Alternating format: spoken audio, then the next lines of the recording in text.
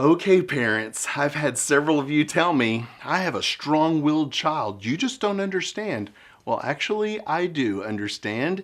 And working with boys and girls in the classroom, I have seen a lot of strong-willed children. And I've gone from Mr. Mark to Monster Mark because it kind of makes me crazy, just like it's making you. Well, there's a few key things that you need to understand about those outbursts and those tantrums because they're being used against you.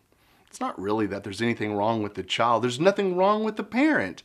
It's just the tools that we have that aren't matching up.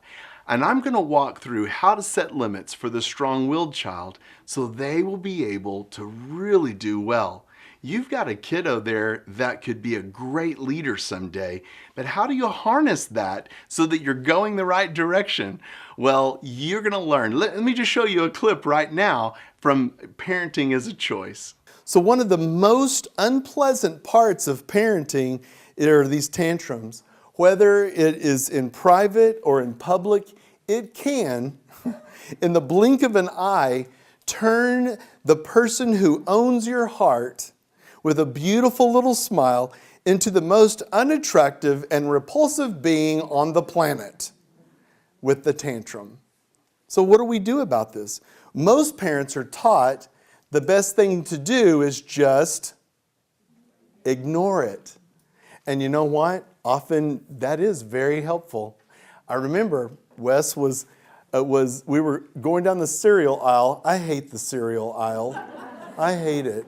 And I had even said, we're not getting any of these cereals. Don't even ask. And so we go down the cereal aisle and he sees it, the treasure of all his life. He'll never have it, never again, this is it. And he says, oh, please, please, please, I just need this, I want this. And I said, no, I told you we're not getting any of this stuff. And so I kept going. He laid in the floor, he threw a fit, and I just stepped over him and kept going. I got to the end of the aisle and I turned, and as I went out the aisle, there was a little old lady down there, and she was like, good job. And I said, well, thank you, but you better stand here and make sure nobody gets him. And she said, I will. And she stood right there and watched him. And sure enough, he got up finally, no audience. So he got up and he came around there to me. And as he passed her, she said, you need to listen to your daddy. Well, hey friends, April 9th, that's just next week, we're going to launch this brand new video series, and we want you to be a part of it and get a copy of Parenting as a Choice with all 4 of these incredible teaching videos. You can use them in a classroom, you can use them at home, but we want you to be equipped.